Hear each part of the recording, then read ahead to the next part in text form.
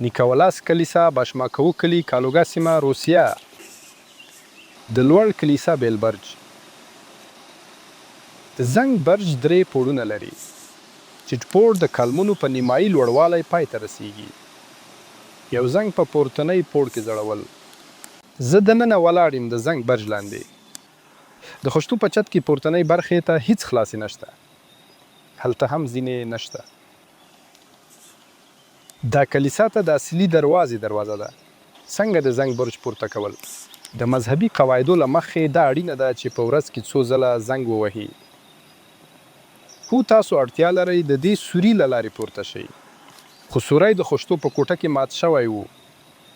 تاسو مات شوي او مات شوي خشتې وګورئ. دوی داسې نه جوړوي. داسې نه ښکاره چې د جوړونې په جریان کې د زین په څیر وي. په دیوال کې خشتې هم ماتې شوې وي.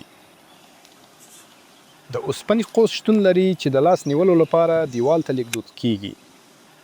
زه د کلیسا د صمیمي چت ته پورته شوم. زه د خشتو په والټ کې د مات شوي سوري له لارې پورته شوم. داسې ښکاري چې دا ځای د لرګیو ځینې خوندي کولو لپاره په دیوال کې ټکول شوی و. دلته دې ځای ته په ښکاره ډول دا د معمار د پلان سره سم نه و ترسره شوی. له چت څخه زه د زنګ برج 2مې درجې ته ننوت. د زینې پاتې شوني د لرګیو بیم. موږ له زینو پورته شو. د لرګیو څومره ناوړه خندا. دا لکه یو لیونی سړی دا کار کړی. دا د اوسپنې پیاوړتیا د زنګ برج دیوالونه د دې لپاره چې جوړښت د حرک فشار څخه جلا نشي. د لرګیو بیمونه د اوسپنې په تقویه کې نشي کېښودل کېدی. دا په ساختماني ډول غلط دی. د کور جوړ شوي ناوړه کار. او دا له بهر څخه ښه نه ښکاري. د زنګ وهلو لپاره یو سړی په والټ کې مات شوی سوري ته پورته شو. بیا هغه کس 2مې درجې ته ننوت.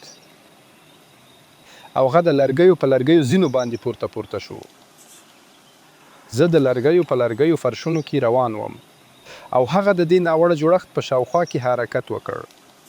کوم چې د معمار په پلان کې نه و. دا د لرګیو شپې خوب وروسته د نامناسب جوړونکو لخوا جوړ شو. ولې معمار د زنګونونو پورې د خشتو عادي زینه ډیزاین نه کړه؟ کافي خشتې وي. د زینو لپاره هم کافي ځای شتون لري. ځواب به تاسو ته حیرانتیا.